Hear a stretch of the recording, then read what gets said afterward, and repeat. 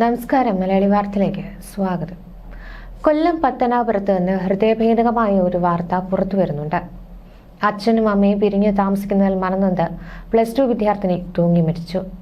പിറവന്തൂർ ചേകം സ്വദേശി മനുവിന്റെയും രഞ്ജുവിന്റെയും മകൾ നിസിമോളാണ് മരിച്ചത്. പുന്നല ഗവൺമെന്റ് ഹയർ സെക്കൻഡറി സ്കൂളിൽ +2 വിദ്യാർത്ഥിനിയായിരുന്നു.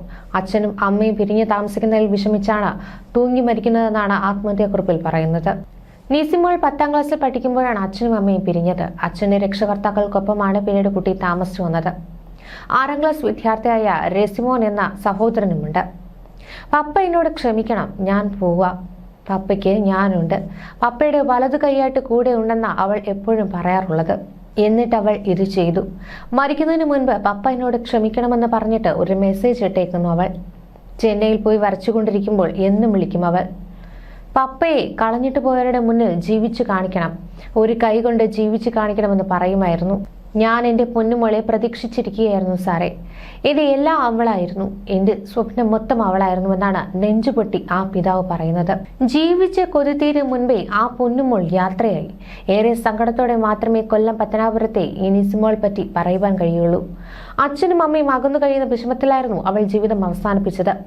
ജന്മന വലതു കൈ ഇല്ലാതെ ഇടം കൈ കൊണ്ട് ചിത്രം വരയ്ക്കുന്ന മനോജിന്റെ മകളാണ് നെസിമോൾ. നെസിമോൾ 10ാം ക്ലാസ്സിൽ പഠിക്കുമ്പോഴാണ് മാതാപിതാക്കൾ വേർപിരിഞ്ഞത്. പിന്നീട് ഈ മനോജിന്റെ മാതാപിതാക്കൾക്കൊപ്പമാണ് താമസിച്ചു വന്നിരുന്നത്. അമ്മുമ്മ പള്ളിയിൽ പോയി തിരിച്ചു വന്ന് കതക് തുറന്നപ്പോഴാണ് മരണപ്പെട്ട നിലയിൽ കണ്ടെത്തിയത്. അവസാനമായി എഴുതിയ കുറിപ്പിൽ അവളുടെ സങ്കടങ്ങൾ ഓരോന്നായി വിവരിച്ചിട്ടുണ്ട്. കുടുംബ ബന്ധങ്ങളിൽ പരസ്പരം ക്ഷമിക്കുവാനും പരസ്പരം സ്നേഹിക്കുവാനും കഴിയാതെ മാതാപിതാക്കൾ അകന്നു നിൽക്കുമ്പോൾ ഓർക്കുക, പരസ്പരമുള്ള വാശി കാരണം ബുദ്ധിമുട്ടുകളാവുന്നത് ഇങ്ങനെയുള്ള മക്കൾക്കാണെന്ന്. ആ അച്ഛന് അത് സഹിക്കുവാനുള്ള ശക്തി ദൈവം കൊടുക്കട്ടെ. നഷ്ടങ്ങൾ ഒത്തിരിയുള്ള ജീവിതത്തിൽ ജീവിക്കാൻ കൊതിപ്പിക്കുന്ന ഒരു കാര്യമെങ്കിലും ഉണ്ടാകും. അതിനെ കണ്ടെത്തി ജീവിക്കുക എന്നുള്ളതാണ് ഓരോ മക്കളും ചിന്തിക്കേണ്ടത്. വേദനകളും വിഷമങ്ങളും അവഗണനകളും എല്ലാം ഉണ്ടാകും. പക്ഷേ ഈ ലോകം എന്നുള്ളത് നമുക്കും ജീവിക്കാനുള്ളതാണെന്ന് മനസ്സിലാക്കുക. നമ്മളെ കൊണ്ടും സാധിക്കാൻ പറ്റുന്ന പല കാര്യങ്ങളുമുണ്ട്. അതിനെ കണ്ടെത്തി അതിനുവേണ്ടി ശ്രമിച്ച് നമ്മുടേതായ ജീവിതം പടുത്തുയർത്തുക. നാളെ നിങ്ങളെ അവഗണിച്ചവർ നിങ്ങളെ തേടി വരുന്ന കാലങ്ങൾ ഉണ്ടാകും, മറക്കാതിരിക്കുക. ഇന്നത്തെ നഷ്ടങ്ങളും വിഷമങ്ങളുമല്ല, നാളത്തെ നമ്മുടെ വിജയത്തെയാണ് നമ്മൾ എപ്പോഴും ഓർക്കേണ്ടത്. ഇപ്പോഴത്തെ കുട്ടികൾക്ക് നല്ല കൗൺസിലിംഗ് വേണം. അത് ഓരോ വിദ്യാലയങ്ങളിൽ നടപ്പിലാക്കാനുള്ള സമയം കഴിഞ്ഞുപോയി. പാവം മിടുക്കിയായിരുന്നു, മനുവിനെ ജീവനായിരുന്നു ആ മോൾക്ക്. പലപ്പോഴും മനുവിനോടൊപ്പം എൻ്റെ ഷോപ്പിൽ വന്നിരുന്നു. അനുജന് സൈക്കിൾ അവളുടെ ഇഷ്ടത്തിന് ഇവിടെ വന്ന് വാങ്ങിക്കൊടുത്തത് ഓർക്കുന്നു. പാപം മനുവിന് ഇത് അതിജീവിക്കുവാൻ പറ്റട്ടെ എന്നാണ് പ്രാർത്ഥിക്കുന്നത്. പലപ്പോഴും മനു വന്ന് പറയുന്നത്, അണ്ണാ ഞാൻ ഗൂഗിൾ പേ ചെയ്യാം, മോൻ വരുമ്പോൾ പൈസ കൊടുക്കണമെന്നും.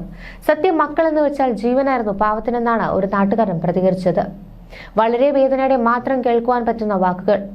ഭാര്യ ഭർത്തൃ ബന്ധത്തിൽ വിള്ളൽ വീഴുമ്പോൾ അനാഥരാകുന്നത് പെറ്റു വളർത്തുന്ന മക്കളാണ്. നമ്മുടെ നാട്ടിൽ ഒരു കാരണവുമില്ലാതെ കുട്ടികൾ ആത്മഹത്യ ചെയ്യുന്നത് കേൾക്കാറുണ്ട്. പക്ഷേ അവിടെ ഒരിക്കലും തെളിയിക്കപ്പെടാത്ത ഒരു കാര്യമുണ്ട്. കുടുംബത്തിന്റെ തകർച്ച കുട്ടികളിൽ ഉണ്ടാകുന്ന മനോവിഷമം. നിസിമോൾ ആത്മഹത്യ ചെയ്യുന്നതിന് മുൻപ് എഴുതിയ കുറിപ്പ്, അതിലുണ്ട് നന്മയും കരുളുമുള്ള ഒരാളെ കാണാം. പപ്പയ്ക്ക് ഞാനുണ്ട്, ഞാൻ പപ്പയുടെ വലതു കൈ. പക്ഷേ അവളെ ആ ബന്ധത്തിന്റെ താങ്ങല്ലാതെ ജീവിക്കുവാൻ ആകില്ല. നിസിമോൾ ഇനി ലോകത്തില്ല. പക്ഷേ അവൾ അവസാനം പറഞ്ഞുപോയ വാക്കുകൾ നമുക്കൊരു ഉദാഹരണമാണ്. നമ്മളെ ആലോചിപ്പിക്കുന്ന ഒരേകാന്തമായ സന്ദേശം അവൾ വിട്ടുപോയി. മക്കളെക്കുറിച്ച് നമുക്ക് വീണ്ടും ചിന്തിക്കേണ്ട സമയം ഇതായിരിക്കും. ഇനിയും ഒരു നിസിമോൾ ഇല്ലാതിരിക്കട്ടെ. ദൈവം ആ അച്ഛന് ഹൃദയവേദന താങ്ങാനുള്ള കരുത്ത് നൽകട്ടെ. വൈവാഹിക ജീവിതത്തിൽ സന്തോഷകരമായ വേർപിരിയലിനെ കുറിച്ച് വലിയ ആവശ്യത്തോടെ സംസാരിക്കുകയും എഴുതുകയും ചെയ്യുന്ന കാലത്ത് ആ വേർപിരിയലിൽ വേദനിക്കുന്ന കുട്ടികളെ എല്ലാവരും അവഗണിക്കുകയാണെന്ന യാഥാർത്ഥ്യം തുറന്നു കാണിച്ചിരുന്നു സംസ്ഥാന ബാലാവകാശ കമ്മീഷൻ നടത്തിയ പഠനം. സംസ്ഥാനത്തെ 35 കുടുംബ കോടതികളിൽ വിവാഹമോചന ഹർജികൾ ഫയൽ ചെയ്ത മാതാപിതാക്കളുടെ 6 മുതൽ 18 വയസ്സുള്ള കുട്ടികളിലായിരുന്നു ഈ പഠനം. അച്ഛനും അമ്മയും വേർപിരിയാതിരുന്നുവെങ്കിൽ എന്നാണ് കുഞ്ഞുങ്ങൾ എപ്പോഴും ആഗ്രഹിക്കുന്നതെന്ന് ആ പഠനം വ്യക്തമാക്കുന്നു.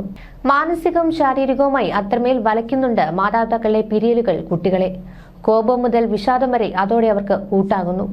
വിശപ്പില്ലായ്മ, ദുർബലമായ പ്രതിരോധശേഷി, ഉറക്കമില്ലായ്മ, വരൾച്ച, മുഴടിക്കൽ തുടങ്ങിയ ശാരീരിക പ്രശ്നങ്ങളിലേക്കും ഇത് കുട്ടികളെ ചെന്നെത്തിക്കുന്നു. സാമൂഹികമായ ഒറ്റപ്പെടൽ, സമപ്രായക്കാരുമായുള്ള അകൽച്ച, ആശയവിനിമയത്തിനുള്ള ബുദ്ധിമുട്ടുകൾ, മറ്റാർക്കും മനസ്സിലാക്കുവാൻ കഴിയാത്ത വേദനകളാണ് മാതാപിതാക്കളുടെ വേർപിരിയലുകൾ കുട്ടികൾക്ക് സമ്മാനിക്കുന്നതെന്ന് പഠനം വ്യക്തമാക്കുന്നു. കേരളത്തിലെ 35 കുടുംബ കോടതികളിലായി ഓരോ വർഷവും 50,000-ത്തിലധികം കേസുകൾ ഫയൽ ചെയ്യുന്നുണ്ടെന്നാണ് ഏകദേശ കണക്ക്. 14 ജില്ലകളിലായി പ്രവർത്തിക്കുന്ന 35 കുടുംബ കോടതികളിലും ഫയൽ ചെയ്ത കേസുകളിൽ ഉൾപ്പെട്ട 120 കുട്ടികളിൽ നിന്നാണ് വിവരം തിരക്കിയത്. ഇതിൽ 52 ആൺകുട്ടികളും 68 പെൺകുട്ടികളും ഉണ്ടായിരുന്നു. 6-നും 12-നും ഇടയിൽ പ്രായമുള്ളവരായിരുന്നു 88 പേർ. 13-നും 18-നും ഇടയിൽ പ്രായമുള്ളവർ 32 പേരായിരുന്നു. ഇതിൽ 36 പേർ LP സ്കൂളിലും 52 കുട്ടികൾ UP സ്കൂളിലും 17 കുട്ടികൾ ഹൈസ്കൂളിലും 15 കുട്ടികൾ ഹയർ സെക്കൻഡറി സ്കൂളിലും പഠിക്കുന്നവരായിരുന്നു. കോടതികളിൽ ബാലസൗഹൃദ അന്തരീക്ഷം സൃഷ്ടിക്കേണ്ടതുണ്ടെന്നതിന്റെ അടിസ്ഥാനത്തിലായിരുന്നു പഠനം. പിരിഞ്ഞുപോയ അച്ഛനെയും അമ്മയും കാണുന്നത് പോലും ബഹുഭൂരിപക്ഷം കുട്ടികൾക്കും ദേഷ്യമാണ്. സർവേയിൽ പങ്കെടുത്ത കുട്ടികളിൽ 29 പേർക്ക് മാത്രമാണ് പിരിഞ്ഞുപോയ മാതാപിതാക്കളെ കാണുമ്പോൾ ഇഷ്ടം തോന്നാറുള്ളത്. മറ്റുള്ളവർക്ക് സങ്കടവും ഭയവുമാണ്. ചിലരൊന്നും ഇക്കാര്യത്തിൽ പ്രതികരിക്കുവാനും തയ്യാറായില്ല. മാതാപിതാക്കളുടെ വേർപിരിയലുമായി ബന്ധപ്പെട്ട കേസുകളിൽ കുട്ടികൾക്ക് കോടതിയിൽ പോകാനേ താല്പര്യമില്ല. കോടതിക്കും അത്ര അനുഭവമില്ലെന്നാണ് കുട്ടികൾ പറയുന്നത്. ബഹുഭൂരിപക്ഷം കുടുംബ കോടതി ന്യായാധിപന്മാരും കുട്ടികളുടെ താല്പര്യമെന്തെന്ന് ചോദിക്കാറില്ല. കുടുംബ കോടതിയിൽ അച്ഛനമ്മമാർ വേർപിരിയലിനായി പോരാടുമ്പോൾ എല്ലാം തുറന്നു പറയണമെന്നുണ്ട് കുട്ടികൾക്ക്.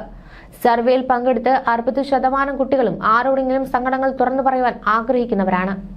ഇക്കാര്യത്തിൽ അവർക്ക് വിശ്വാസം കൂട്ടുകാരെയാണ്. 24% കുട്ടികളും പറഞ്ഞത് കൂട്ടുകാരോട് സങ്കടങ്ങൾ പങ്കുവയ്ക്കുവാനാണ് ആഗ്രഹമെന്നാണ്. 13% കുട്ടികൾക്കാണ് ടീച്ചറെയാണ് വിശ്വാസം. 7% കുട്ടികൾ മാത്രമാണ് അമ്മയോടോ കൗൺസിലറോടോ സങ്കടങ്ങൾ പങ്കുവയ്ക്കുവാനാണ് താല്പര്യമെന്ന് പറഞ്ഞത്. മാതാപിതാക്കൾ വേർപിരിയുമ്പോൾ സ്കൂൾ മാറേണ്ടി വരുന്നത് പോലും കുട്ടികളെ സങ്കടപ്പെടുത്തുന്നു. വഴക്കുണ്ടാക്കുമ്പോൾ കുട്ടികളെ കുറ്റം പറയുന്ന മാതാപിതാക്കളും അത്ര ചെറുതല്ല. മാതാപിതാക്കൾ വേർപിരിഞ്ഞിരിക്കുമ്പോൾ മറ്റുള്ളവരുമായി ഇടപെടുന്നതിന് പോലും കുട്ടികൾക്ക് പാടാണ്. കുട്ടികൾക്ക് മാതാപിതാക്കളോടൊപ്പം ജീവിക്കുവാനാണ് ആഗ്രഹം. മാതാപിതാക്കൾ വേർപിരിയുന്നതിനുള്ള സങ്കടങ്ങൾ 56% കുട്ടികളും ആരോടെങ്കിലും പങ്കുവയ്ക്കുന്നുണ്ട്. 20% കുട്ടികളും അമ്മയോടാണ് സങ്കടങ്ങൾ പറയുന്നത്. 3% കുട്ടികൾ മാത്രമാണ് ഇക്കാര്യത്തിൽ അച്ഛനെ വിശ്വാസമുള്ളത്. 12% കുട്ടികൾ അധ്യാപകരോടും കാര്യങ്ങൾ പങ്കുവയ്ക്കുന്നു. വിവാഹമോചന വിഷയത്തിൽ തന്റെ പക്ഷം നിൽക്കണമെന്ന് കുട്ടികളെ അമ്മമാർ നിർബന്ധിക്കുന്നുണ്ട്. കോടതിയുടെ നിർദ്ദേശപ്രകാരമല്ലാതെ തന്നെ കുട്ടികളെ കോടതിയിലേക്ക് കൊണ്ടുപോകുന്ന സാഹചര്യമുണ്ട്. കുട്ടികളെ വീട്ടിൽ സംരക്ഷിക്കുവാൻ ആരുമില്ല എന്നതാണ് ഇതിന് കാരണമായി മാതാപിതാക്കൾ പറയുന്നത്. വേർപിരിഞ്ഞ ശേഷം കുട്ടികൾ നേരിടുന്ന പ്രശ്നങ്ങൾ പരിഹരിക്കുവാൻ രക്ഷിതാക്കൾ അത്ര ഇടപെടൽ നടത്താറില്ല. മാതാപിതാക്കൾ വേർപിരിയുന്നതോടെ കുട്ടികൾ സാമ്പത്തിക പ്രശ്നങ്ങളും നേരിടുന്നുണ്ടെന്നും സർവേ വ്യക്തമാക്കുന്നു. ഒരു കുടക്കീഴിൽ ജീവിതം മുന്നോട്ട് കൊണ്ടുപോകുവാനാകാതെ വരുമ്പോൾ വഴിപിരിയുന്നത് തന്നെയായിരിക്കും ഏറ്റവും നല്ല പരിഹാരം. അപ്പോഴും കുട്ടികളുടെ താല്പര്യങ്ങൾ മറക്കാതിരിക്കണമെന്നാണ് സർവേ വെളിപ്പെടുത്തിയത്. വിവാഹമോചിതരായിരിക്കുമ്പോൾ കുട്ടികളുടെ താല്പര്യം സംരക്ഷിക്കുന്ന സ്കാൻഡിനേവിയൻ മാതൃക സ്വീകരിക്കുവാൻ കഴിയുമെന്ന നിർദ്ദേശവും പഠനം മുന്നോട്ട് വയ്ക്കുന്നു. സ്വീഡൻ, നോർവേ, ഡെൻമാർക്ക് പോലുള്ള രാജ്യങ്ങളുടെ മാതൃകയാണ് ചൂണ്ടിക്കാട്ടുന്നത്. സഹകരണ രക്ഷാകർതൃത്വം എന്നതാണ് അതിൽ ഏറെ പ്രധാനപ്പെട്ടത്. മതനിരപേക്ഷ നിയമചട്ടക്കൂടുകളും കുട്ടികൾക്ക് അവിടെ സഹായകരമാകുന്നു. വിവാഹമോചനം അവിടെ സാധാരണമാണെങ്കിലും മാതാപിതാക്കൾക്ക് ഉത്തരവാദിത്തങ്ങളിൽ നിന്ന് ഒളിച്ചോടുവാൻ നിയമം അനുവദിക്കുന്നില്ല. സഹരക്ഷാകർതൃത്വം എന്നത് അതിൽ ഏറ്റവും ശ്രദ്ധേയമാണ്. വിവാഹമോചനത്തിന് ശേഷമുള്ള മാതാപിതാക്കളുടെ ഉത്തരവാദിത്തത്തെക്കുറിച്ചാണ് അത് പറയുന്നത്. വിവാഹമോചനത്തിന് ശേഷവും ഇരുവരും കുട്ടികളുടെ ജീവിതത്തിൽ സജീവമായി ഇടപെടണം. ഇത് നിയമം നിഷ്കർഷിക്കുന്നുണ്ട്. കുട്ടികളുടെ കസ്റ്റഡി പരസ്പരം പങ്കിടുക, തുല്യ രക്ഷാകർതൃത്വ റോളുകൾ പ്രോത്സാഹിപ്പിക്കുക തുടങ്ങിയ ശ്രദ്ധേയമായ ഇടപെടലുകളും അവിടെയുണ്ട്. തീരുമാനങ്ങളിൽ കുട്ടികളുടെ ആവശ്യങ്ങൾക്ക് മുൻഗണന നൽകുകയും ചെയ്യുന്നുണ്ട് അവിടെ. ന്യൂസ് ഡെസ്ക് മലയാളി വാർത്ത.